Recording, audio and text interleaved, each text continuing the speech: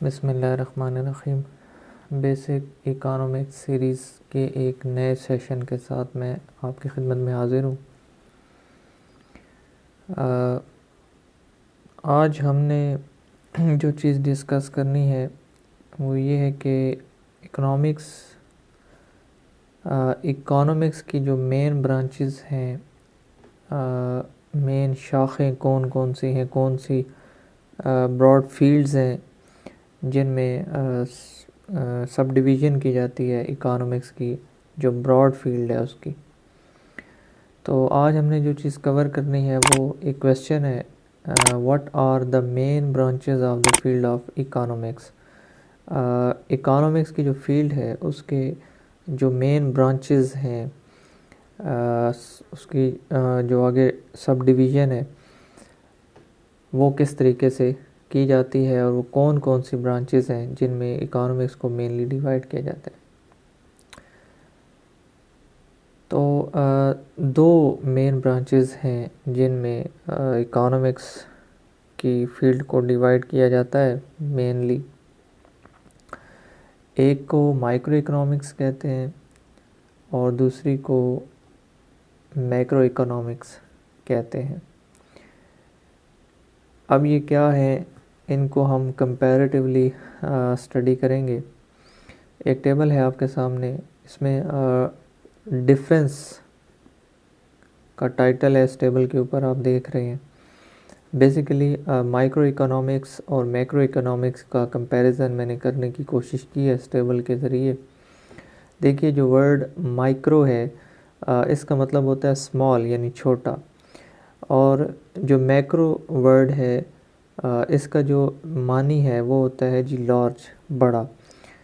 तो micro economics नाम से ही हमें अंदाज़ा हो सकता है कि इसमें हम जो है वो स्मॉल लेवल पर किसी चीज़ को स्टडी करेंगे और मैक्रो इकोनॉमिक्स में हम ब्रॉड लेवल पर किसी चीज़ को स्टडी करने की कोशिश करते हैं।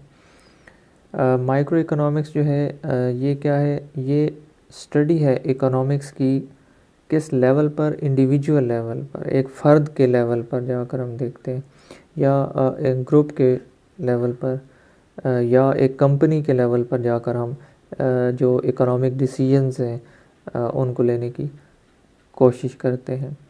जबकि जो मैक्रो इकोनॉमिक्स है ये इकानमी को मजमूई तौर पर एज अ होल, किसी नेशन की जो इकानमी है उसको उस पे फोकस होता है इस ब्रांच का।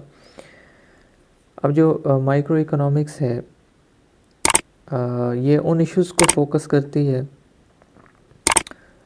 जो किसी इंडिविजुअल को या ग्रुप को या एक कंपनी को इफ़ेक्ट करते हैं, जबकि मैक्रो इकोनॉमिक्स में हम उन इश्यूज़ को डिस्कस करते हैं जो एक नेशन, एक कौम की जो इकोनॉमी है उसको एज अ होल इफ़ेक्ट कर रहे होते हैं।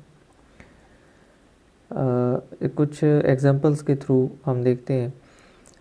अगर एक गुड है हमारे पास, एक शय है, एक चीज़ है जिसकी सेल परचेज़ होती है मार्केट के अंदर, कोई एक कमोडिटी है, गुड, फॉर एग्ज़ाम्पल एग यानी अंडा जो है वो एक गुड है जिसकी मार्केट में सेल परचेज़ हो रही है। उसकी जो प्राइस है, अगर उसमें कोई इंक्रीज़ आता है या कोई डिक्रीज़ होती है वो प्राइस, तो किसी कंज्यूमर की परचेजिंग के ऊपर उसका क्या इफ़ेक्ट आता है, या जो एग्स की सेल है उस पर क्या इफ़ेक्ट आता है, ये देखना माइक्रो इकोनॉमिक्स में होगा। मैक्रो इकोनॉमिक्स क्या देखती है, ये इन्फ्लेशन को देखेगी।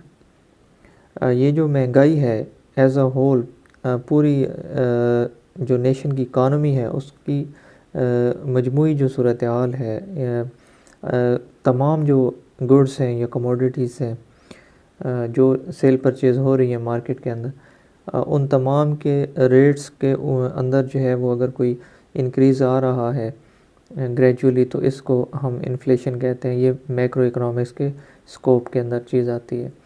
इस तरह अगर आप ये देख रहे हैं कि आपकी लोकेलिटी में इंडिविजुअल लेबर मार्केट, जो मज़दूरों की मार्केट है, उसका क्या कंडीशन है इस वक्त, लोगों को एम्प्लॉयमेंट मिल रही है नहीं मिल रही, तो ये माइक्रो इकोनॉमिक्स के अंदर आप डिस्कस करेंगे। जबकि आप इसी चीज़ को जब आप फैला देते हैं ब्रॉड सेंस में, आप एम्प्लॉयमेंट को देखते हैं किसी नेशन के अंदर, तमाम शोबों को देखते हैं कि उसमें एम्प्लॉयमेंट जो है वो लोगों को मिल रही है, या उसमें जो किसी भी नेशन के अंदर अनएम्प्लॉयमेंट की जो शरह है, बेरोज़गारी की जो शरह है वो किस हद तक है, ये चीज़ें जब आप ओवरऑल देख रहे होते हैं, एक ब्रॉड प्रॉस्पेक्ट आपके सामने आता है, तो आप मैक्रो इकोनॉमिक्स को स्टडी कर रहे होते हैं।